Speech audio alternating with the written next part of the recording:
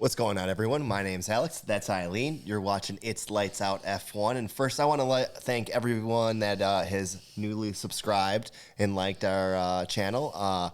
If you haven't yet already, please do it. It helps us out.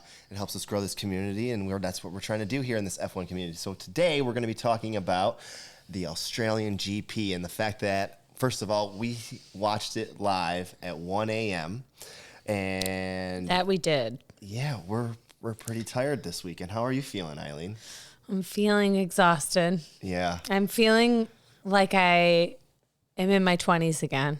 I have not stayed up this late. Yeah, you were a trooper Saturday night. I don't even know if I've stayed up this late, in my 20s. You definitely have. I've known you for a long time, and you've definitely stayed up that late for sure. Qualifying was on at 2 a.m. on Friday, our time. Yep. I did like that this weekend was essentially one day early. Yeah, that was kind of cool. Yep. I'm like, oh, it's great. The race is going to be on Saturday. The qualifying is going to be on Friday. This is going to be super awesome. But wrapping up the work week and then staying up until 2 a.m. for qualifying, that involved multiple red flags and went on until almost 5 a.m.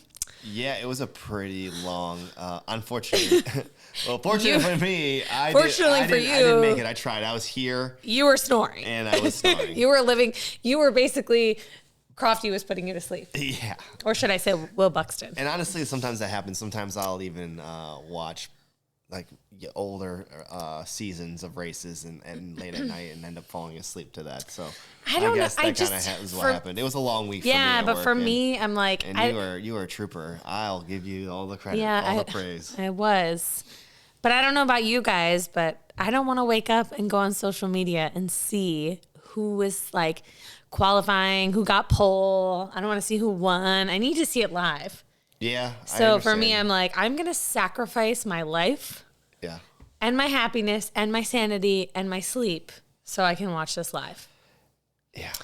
See, I can stay off social media and just wake up in the morning, do my morning routine, and yeah, you can turn on F1 and just go and watch the replay.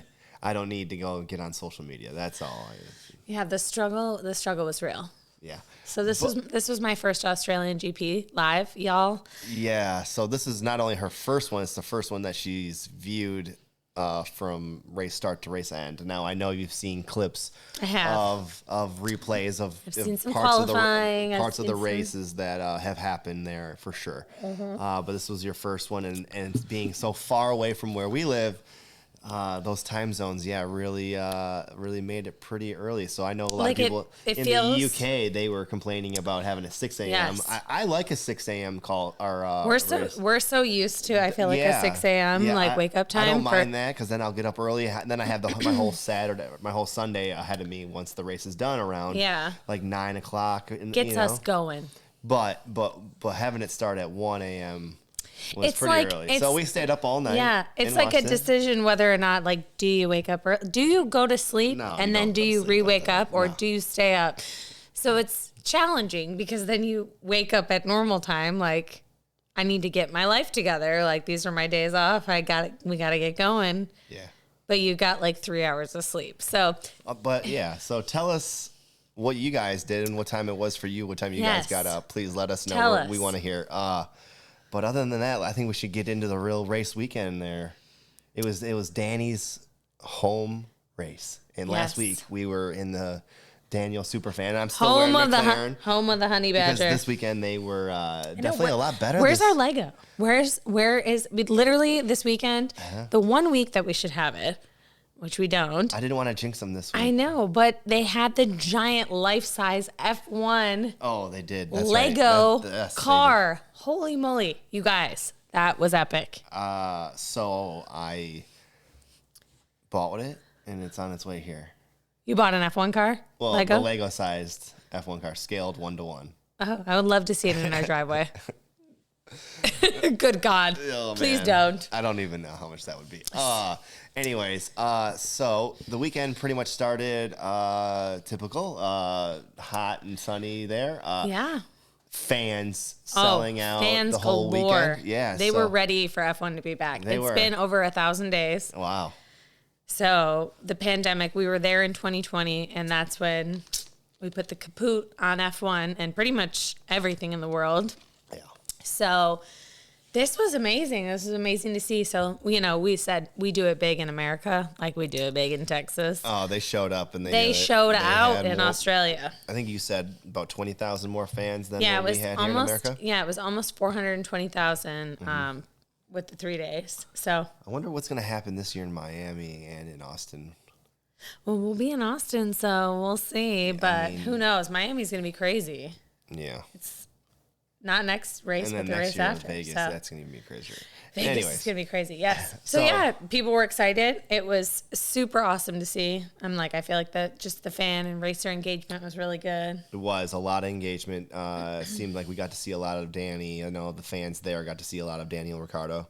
Yeah. And we got to see Seb back, which was a blessing and a curse at the same time because this weekend wasn't really great for him or Aston Martin.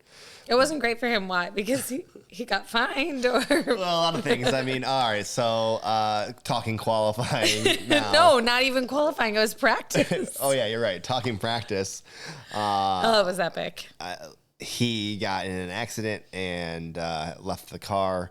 I guess he did not get in an accident. His car broke down. It broke down. Okay, and he pulled it off. So, okay. You know more than me. Yeah, I don't know more than you, but we know Seb. We love Seb. He's a fireman. He's an inspector. He's a humanitarian. He's an Uber Eats driver for F1. Yep. He loves to get on. It's great. So, yeah, his car broke down in practice on Friday. Okay.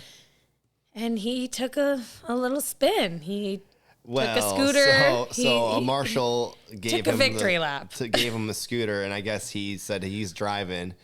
And the only thing is like it would be like me. So if I was given a scooter, and the only way I know how to get back to my teams to the paddock, I don't know the side roads. I know the course. So he drove the course. Whether he was told to do that or not, we don't know.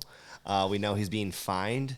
However, the victory lap, as a lot of people are calling it, or the Uber Eats ride, or whatever. Oh my God, the memes are epic. Yeah. It was great to see him waving to fans, smiling.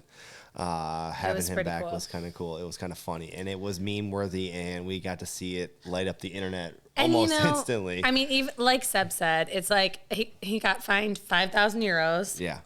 Where's the money going? Yep. And it better be going to a good cause. Sure. But it was pretty funny. So, do you think he should have been fined?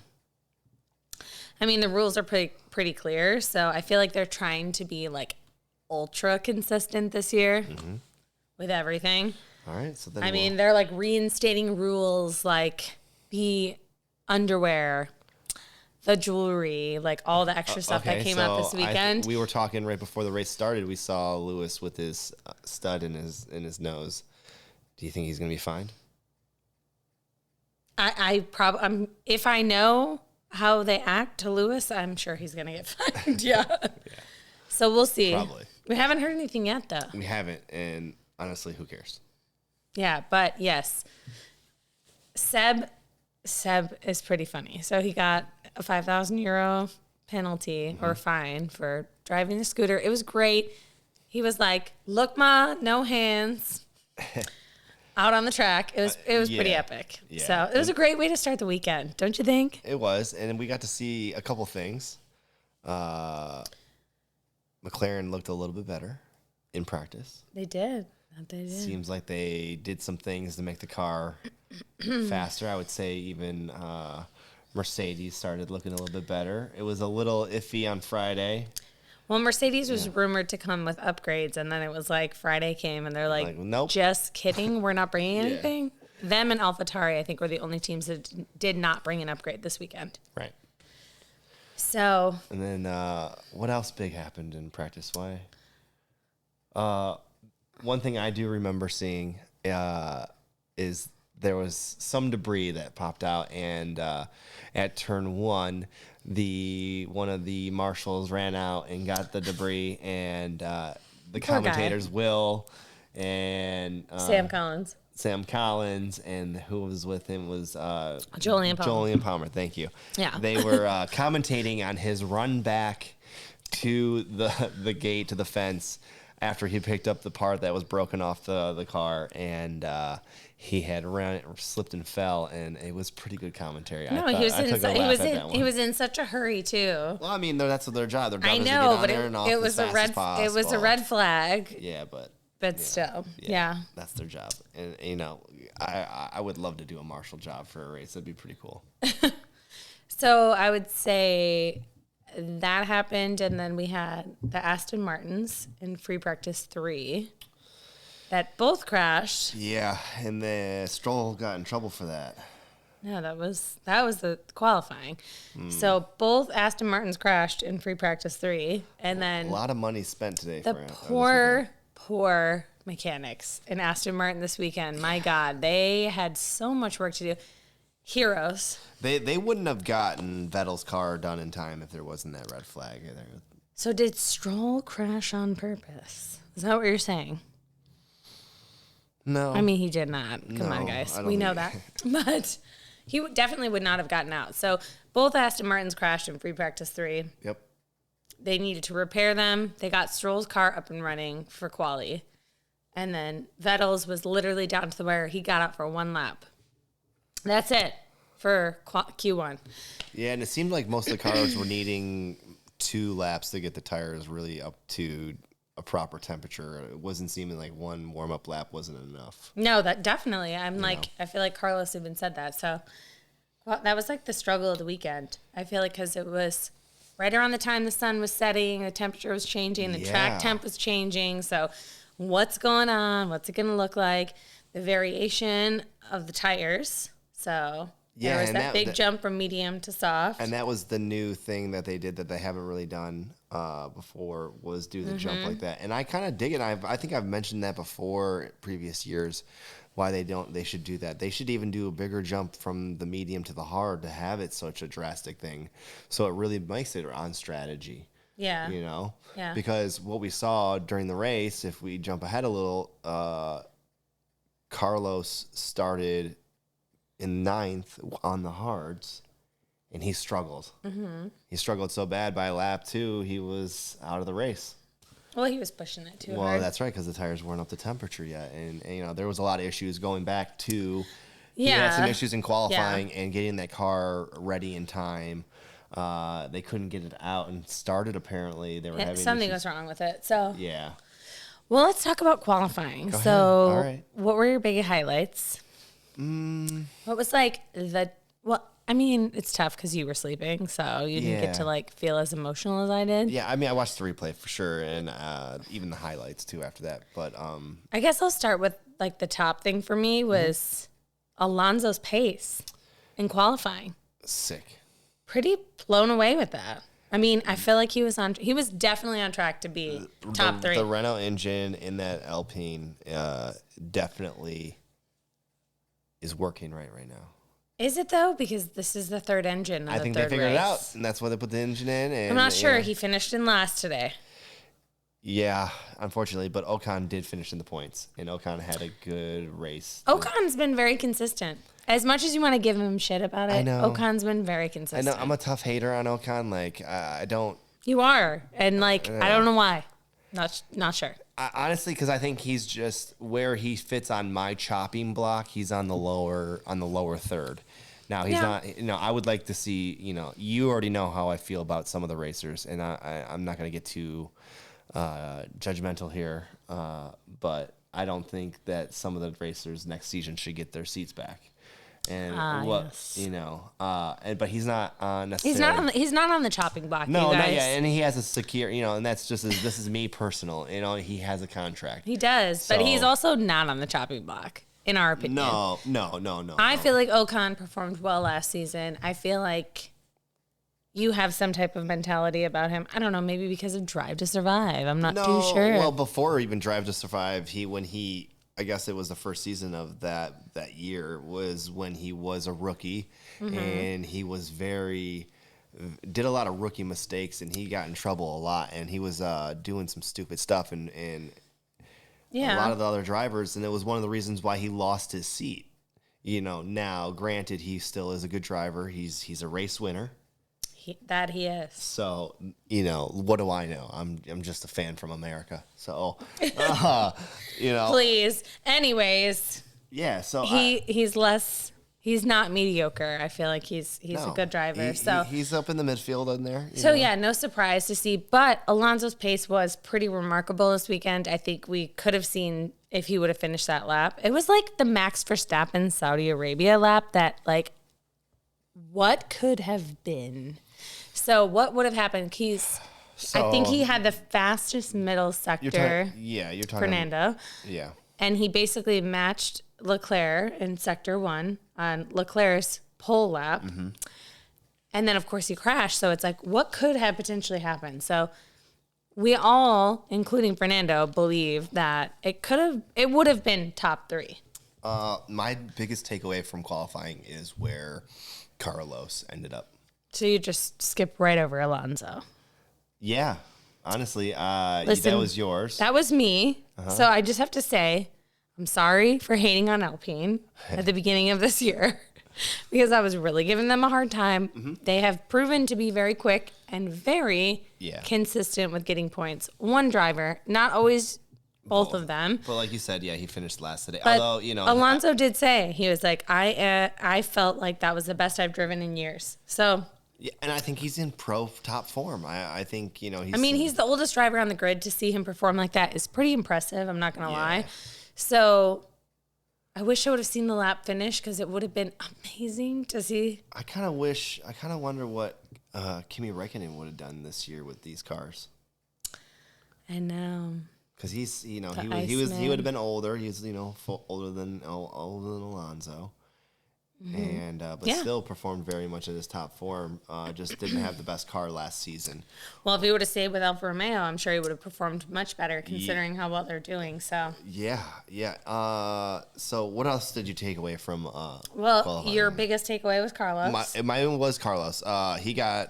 He was on a very, very, very good lap before the Alonso red flag. Right before the Alonso red flag. And heartbreak, he was like a knife. He was probably 30 feet from the finish line, 40 feet. If you're European, 30 meters, 20 meters.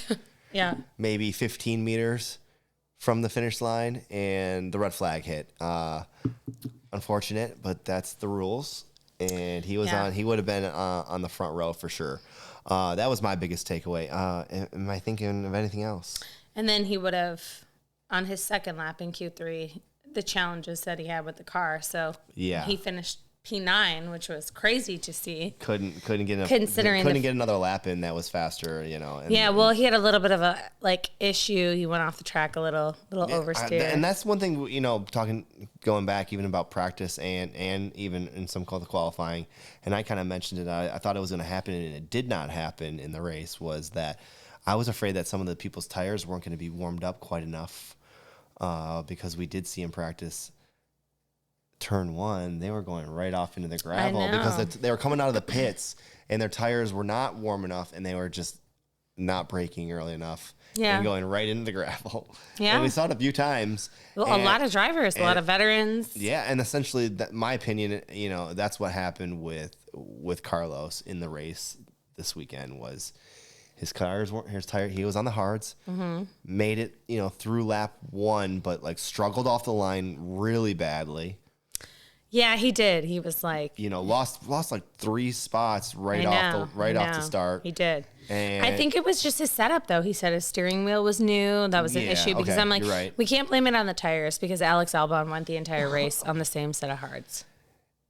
Yeah, but then we also saw Max Verstappen on the set of his mediums. He ripped through those in 11 or 12 laps. I feel like it was less than that. It was. He was complaining before that, and he was, he couldn't even keep pace with. I know. I think that Carlos was probably just frustrated, honestly. He was overcooking it, but also trying super hard. It was lap 2 that he went into the gravel. So lap 2, turn 1, so tires weren't warmed up enough, and you said he had a different steering wheel.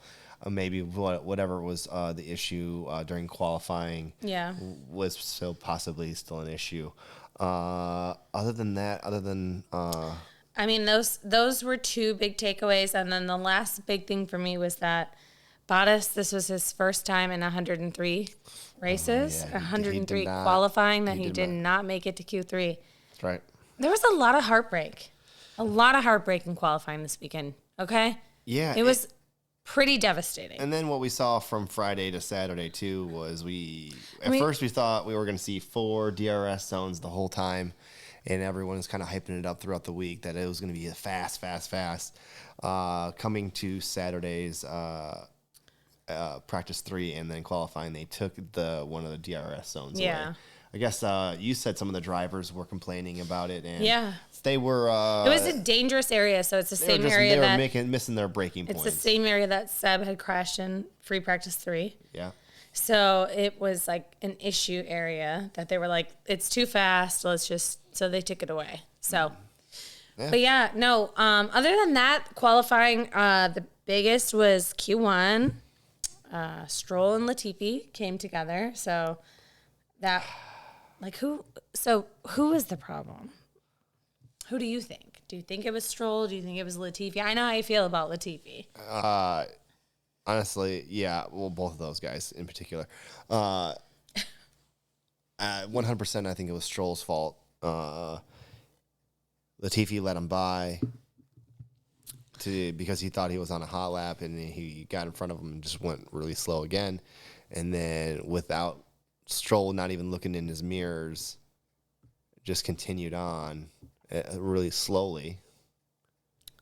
And then moved over into Latifi. Yeah, I think Stroll was at fault on that. Yeah, so Stroll did get a 3-place grid drop. Yep. So, crazy. I'm like, Stroll was in the last race, got into that accident on probably the second to last lap with Albon, who going into this race had a 3-place grid drop. Yep. So saw the same thing in qualifying. That was what the biggest red flag and delay in qualifying was just the cleanup from the 2 crashes, because Latifi's car was destroyed. And then Stroll's car, his front axle was broken. So we saw that. So 3-place grid drop for Stroll. Albon had a 3-place grid drop going into the race weekend. But then at the end, didn't have enough gas. And so he was disqualified. We saw him use his muscles and pushed his car off the track. So pretty crazy. I mean, qualifying had definitely a lot of action-packed things going on. Yeah. So he was DQ'd. I missed it live, I guess. Yeah, he was DQ'd. He started P20. So. All right. So that pretty much. That does sum it up. So. Yeah. I mean, Leclerc's looking top form. Ferrari's looking great. Leclerc out-qualified Max. Oh, yeah? By almost 300ths. Uh-huh. So, impressive. And then we had we had Charles, then we had Max, then we had Perez, which Perez was under investigation for the yellow flag, so we didn't know what was going to happen. Whether he lifted or not. Yeah, and then we saw Lando as P4 for qualifying, which was great to see from McLaren. So, even Daniel was right there, P6, I believe. P7. P7, thank you. So, believe it or not, we have I did a little poll on qualifying night, and I was like, is Mercedes going to make it into Q3 based on last weekend? I never lost faith, okay? Apparently some of you guys did, yourself included. So both drivers made it into Q3 for Mercedes, and both drivers made it in for McLaren. And both drivers for Alpine. It was... It was 5 teams in the top. Yeah, top both 10. drivers from all 5 teams. It was a pretty cool Q3. Absolutely. Very, very cool. So that pretty much set up the race for Sunday. And I was thinking that Verstappen was going to take that inside dive on turn 1, right on the opening there. And I thought he was just going to take the lead. That was my opinion. That was what I kind of thought was going to happen. And then throughout the race, I thought Checo was going to make a pass as well. And I thought it was going to be a Red Bull 1-2. In fact, my predictions were your top 5 were Max. Yep. Perez. Yep. Leclerc. Oh my God, I don't know. Last weekend, though, on our last episode, you predicted a Red Bull 1-2 and then Carlos. So we knew that wasn't going to happen. But what you predicted was Verstappen, Perez, Leclerc, Hamilton, Norris. Yeah. So you did get 2, 4, and 5, right? So this week I got 3 out of the 5. So this week you win because I got 1. Yep. But it was the race winner. So do I get extra points? No. So it's not like he got fastest lap or something. No. Leclerc, you didn't. Yeah, Leclerc got fastest lap. You know what? Maybe we should add that. Who's going to get fastest lap? Yeah. And that'll be your extra point if you get it right. I stuck with my top 3. Like from last episode, I stuck with my top 3 going into this weekend.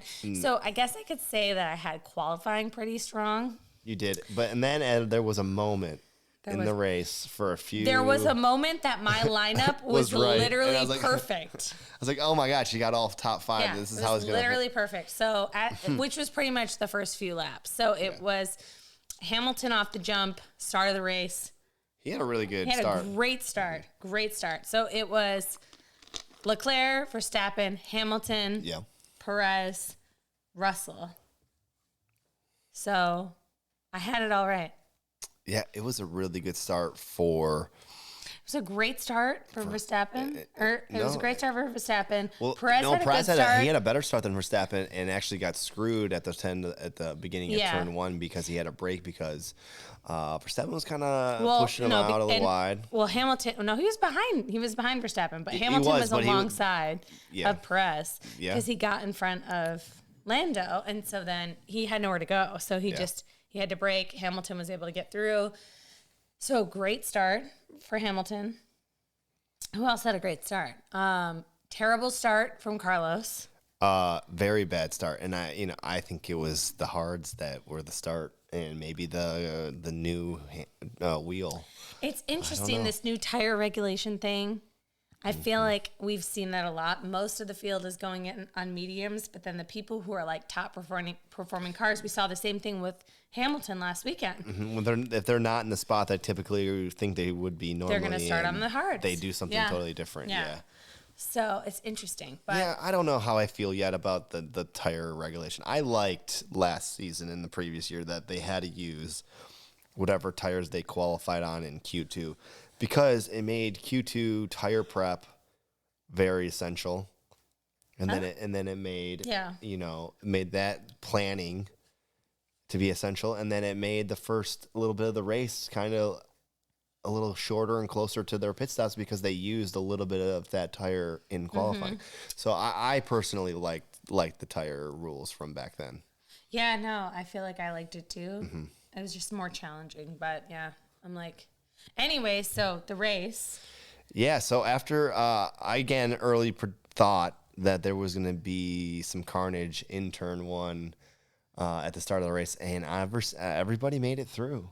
I know. I feel like we've had like really low key first few. Everybody kept their space and gave proper space. I was wrong.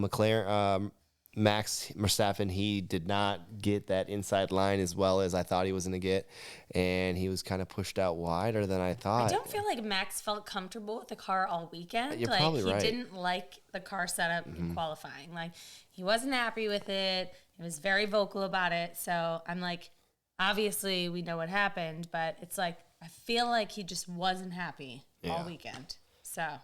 So he kind of just fell right back into second, and right away, Leclerc was just starting to pull away. Was before the first lap was over, he was over a second and ahead. Yeah. By the end of lap 2, he was a second and a half, and I was like, all right, so DRS is going to kick in, and Max is not going to have it, or Max is maybe going to start pushing, but it just kind of steadily got farther and farther apart between those two. And then we started hearing on the radio Max saying his tires kind of were no good. He kind of had some major graining on his inside. I think it was the front left. He had some major graining. But, what we saw Leclerc do today was just dominate. I mean, I think I told you earlier that it reminded me of the 2020 season with Lewis, when there was races where he probably lapped everybody. Yeah. You know. It was pretty crazy. I'm like, for me, I was like timing it. I'm like, okay, so I feel like he's just continuing. So obviously we knew about the tire issue with Verstappen, but typically you'll see like a couple seconds, like they pull back. If their pace is there, we'll see a few seconds. Right just around to, like 2-3 seconds. Just cool it down. But it was like, okay, we're starting lap, whatever. It's like and then 8 or 9. One lap later, it's another second added on to the gap. I mean, it was unbelievable. I'm like, what's going on with Ferrari's pace? Like, they have. Is this the 2019 Ferrari? She kept saying all night that the car. I'm like, are they cheating? Are they cheating? She thinks they're cheating. I'm not. No, not really. I don't know. She's joking, but she kind of, it's in her head. But whoa, holy moly! Yeah, they're just looking really, really good. It is like the 2020 Mercedes though, where it was like they were finishing 20-second gaps. I mean, Leclerc was 20 seconds ahead today. Unbelievable. The car had to have been just on rails, just gripping, on fire, like he said fire. that. It was crazy. Yeah, and he was just on pro form and top quality, and got his first Grand Slam. Yeah, his first Grand Slam. And for everyone that doesn't know what a Grand Slam is here in Formula One, it is, go ahead. Pole position. Fastest lap. Win the race, obviously. Yep. And he led every lap. So you have to have 4. Ferrari has not had one since 2010 when Alonso was there. So finally did it. And of course, being anything sports related, we always have to have a statistic. So every driver who has gotten a Grand Slam has gone on to win the World Drivers' Championship. So Leclerc is currently leading by a very far margin, might I add. Yeah, we're only 3 races in. We've got 20 more to go. And I said this to you earlier, that the consistency of Ferrari right now, the way they look, in my opinion, is that he's looking really strong. It's a over 40-point difference between first and second. Yeah. No. I don't think so. I do. I don't know. It's pretty large. Yeah. So all he's got to do is just keep. All he's got to do is win Monaco. Okay. Oh well. If he wins Monaco, he's looking good this year for it. If he wins Monaco, he is the champion in my world. Oh man, if he wins Monaco, he's gonna be just a pure legend there. I mean, he's already a legend there because he's a Formula One driver, like the first Formula One driver. It's gonna be pretty epic if he wins in Monaco. Yeah, the city is getting shut down. It's a national holiday. So for the race, there was a couple of yellow flags, no red flags this race, which was kind of nice. So we didn't have to stay up super late. So only a couple of yellows, and the benefit from the first yellow was definitely George Russell. He was sitting comfortably. I think that was like the second yellow flag. Was it? I think it was the first. Of course, Carlos was like lap 2, so we had a yellow flag for that. So we slowed down for that. Yeah. Then we had Sebastian Vettel. Yep. That was a safety car. That's when that was the full safety car. Yeah. So George definitely benefited. So they kept him out a little bit longer. And then Lewis had already pitted. Mm-hmm. So George was in second at that point. So they pitted him under the safety car. So he did get a good advantage. Set him up for podium. They did. They definitely set him up for podium, and that flag definitely helped give him that podium for sure. Yeah. But what we saw right away was that Mercedes car was looking really good. Really. Good. Honestly, the best I've seen it this season. Okay, yes, the best we've seen it this season. They're still porpoising. Yeah, but I mean, I think Ferrari was porpoising the worst. I think Leclerc's bobbing up and down was really intense. Yeah, but like they said, the difference was like once they went into the corners, it was way more. I mean, you saw all the onboards. Like you could see that car. It was bouncing, and then as soon as he eased off the gas, like started braking, the car locked in and just railed right where he wanted it to go. Yeah, but the Mercedes did look a lot better. So they're qualifying. They qualified P5 5 and 6. Man. They finished 3 and 4. Yeah. So much better. So a lot to come from them. So I know I've been saying, I'm ready for them to like be battling for wins. They're getting there. They're almost there. We're going to see some big things. Yeah. I think they're So there. we're expecting a new floor and a new wing for Mercedes going into Imola, which is our first sprint race. Yeah, and the top 8 drivers get points, Yes. 1 through 8, starting with 8 points going to the first place, then 1 point going to the 8th place. No, that's like a big deal this year. That's a lot of points. That is. It helps the season out a lot, and maybe that's going to be the decision maker. You know, it could be. You know, but yeah. Other than that, a lot of some of the other stuff that we saw, which was weird to me this race, was the fact that Alonso and Albon. They didn't pit. They literally did not pit until like lap 58, and I guess 57. they were banking on a late safety car or red flag or something to help them with the positioning that they got in.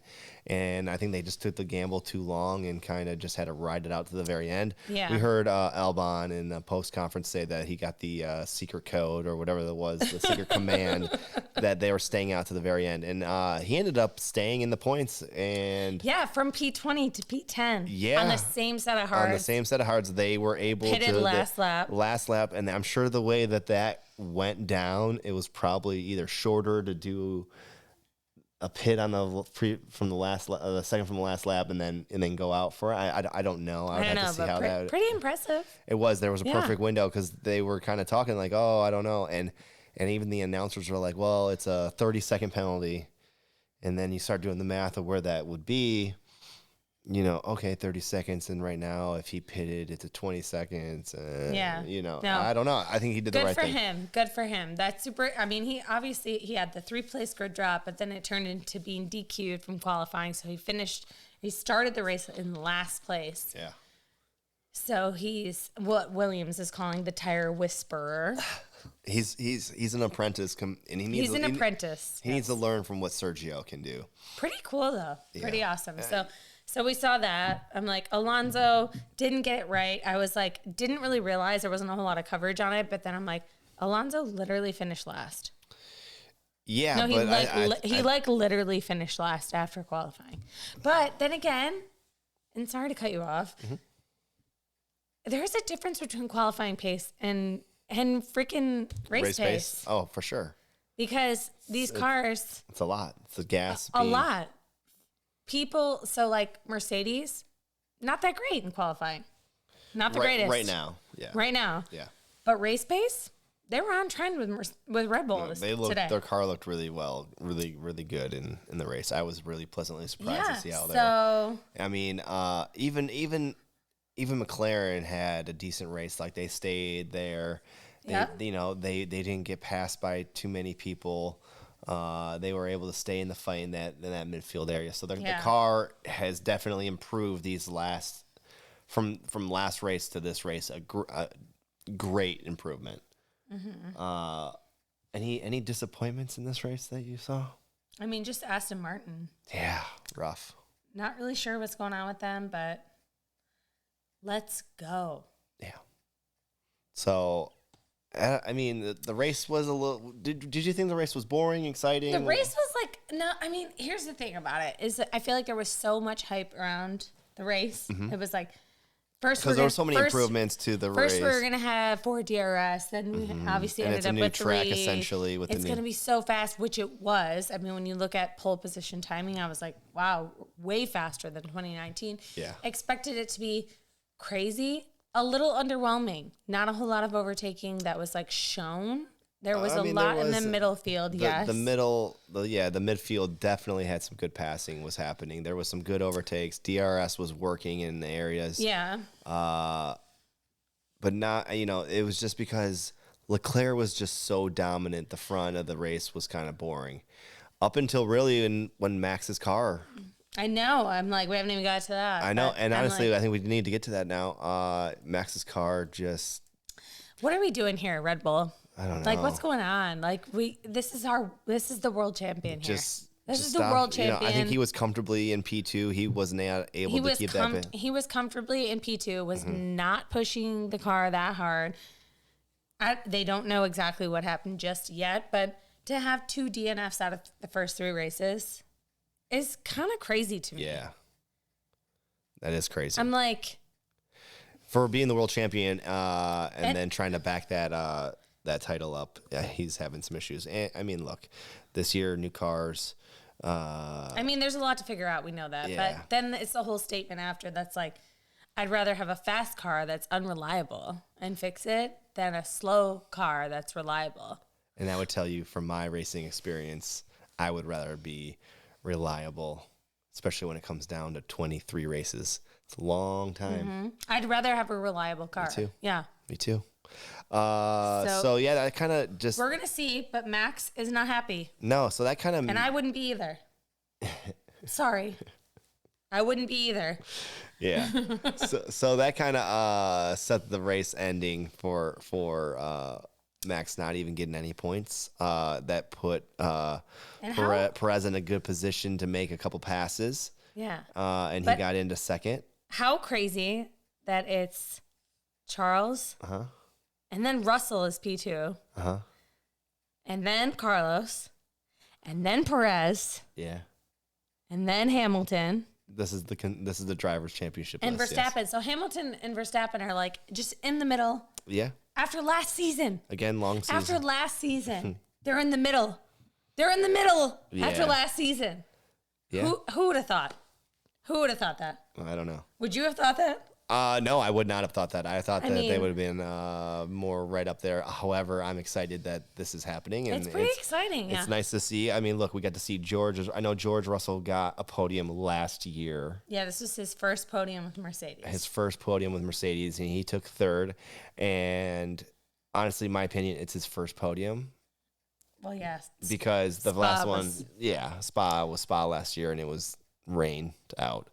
And he earned this one. Yeah. However, I think Lewis could have pushed a little harder and probably could have raced him. That they did not race. I did not see Lewis get within a second. Once he got up to the second, he kind of then fell back.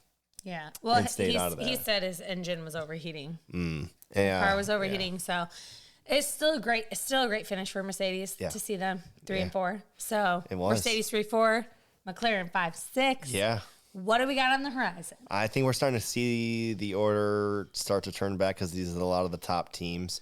Once Red Bull figures out their engine issue, we'll see. I think my biggest disappointment this weekend was Magnussen. Haas not really being up there. I think they were struggling right from the beginning of the weekend anyway. We really haven't talked much about them. In the last few weeks, we have talked a lot about them. I think that's an issue that they need to address on why they were so far behind here. Totally different track next time. So once we go to Imola, we'll see. But they'll be back competing for points. That is our next race coming up is Imola, and that's in about 2 weeks' time from this race now. Sprint race number 1. Like I said, we're super excited. So. Yeah, I was I'm kind of bummed that there's only 3 sprint races. I was hoping there was. I know. I thought there was going to be more. Yeah, I'm like, it's a bummer, but maybe next year. Yeah, maybe next year. Things are changing all the time, so who knows? So I don't know. I don't really have much. I guess who was your driver of the day then? Because F1's was Leclerc. He just dominated the whole thing. I feel like I have to give it to George, like personally. So I'm like, yes, Charles. It was super impressive. Like, oh my God, pole, the Grand Slam, like every lap led. Just everything. It was great.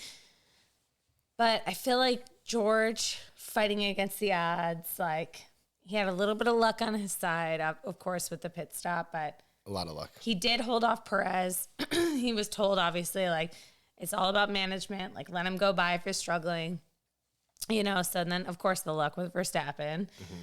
But I don't know. I feel like he did a great job maintaining. He stayed with Lewis until he was able to, of course, have the advantage to get past, and I think we're going to see a lot more. So I'm excited. Yeah, I'm excited too. Yeah. My driver of the day, I think I'm going to give it to Albon from starting. Yeah. P20, getting up there. He really made it happen to get those points, get that point. That's my driver of the day. Yeah. And honestly, not very typical of me. Normally I would go to somebody else, I feel. You would. Yeah. The honorary driver of the weekend is, of course, Ricardo. Yeah, and I'm just happy to see happy to see McLaren back. Big Rick energy. Yeah, I'm happy to see that for sure. And I think this next race in Imola, we'll see a couple some new winners. Hopefully something different. Yeah, I hope so. I'm excited. I don't know. We'll see. Hopefully Red Bull figures out what's going on, and Max has a better race too. He needs to start putting some points up if he wants to be a world champion again. Yeah, we'll see. Anyways, so who are you predicting for next race? You're gonna go ahead and talk about that. Early predictions is still Ferrari's looking good. I'm going to go early prediction Carlos, give me some redemption. We're going to go with Carlos until he wins, right? I am. Yeah. Sorry. Yeah. I don't know. I don't know if I can give an early prediction. I feel like I'm going to give it to Max. Yeah. Because Max likes to come back. Mm-hmm. He's like the comeback guy. But I feel like we're going to see some Mercedes on the podium. So we'll see. We'll see how it goes. We'll see how practice is. I think Lewis is due for an actual win, Lewis is due for 104. We'll see what. So we think the updates are going to come this weekend, coming up? We were supposed to get something in Australia, but we're supposedly getting a new floor for Mercedes and a new wing. We'll see. In Imola. We'll see if that happens. And supposedly, that's going to get them 1.5 seconds. Will they be number one then? Pretty much. So we'll see. We'll see. All right. Before we wrap this up, anything else, Eileen? No, I think that's it. I think we summed it up pretty good. I think we're going to get some rest. I think we're going to... She's going to go to bed. I got to hit the road. We're gonna rest up for Imola. We're going to get ready for the next one. But great fun. It was a great weekend. It was great to see. Go Charles. I mean, it's super impressive. I'm like, he is literally like he would be leading the Constructors' Championship by himself with his 71 points. It's impressive. Huge start. I can't wait to see him in Monaco. Yeah. Well, that sums it up for us. If you haven't already, please, if you made it this far, like, subscribe. We appreciate it. Eileen, thank you for your 2 cents this weekend. Of course. Thank you. I can't believe. Thanks for letting me speak my 2 cents. And I can't believe she stayed up all night. You should. Yes. She's a trooper. We should give her a lot of congratulations for watching all that stuff live this weekend. Not looking forward to Singapore. It's going to be about the same. But well, we'll have to do it. Yep. So that pretty much wraps it up for us. We'll see you maybe next week. We'll do a video. If not, we'll see you in a couple weeks once the race is over. We'll Imola. We'll have a lot to unpack. Sprint race, everything. So that's it for us. We'll see you guys next time. Thanks. Bye.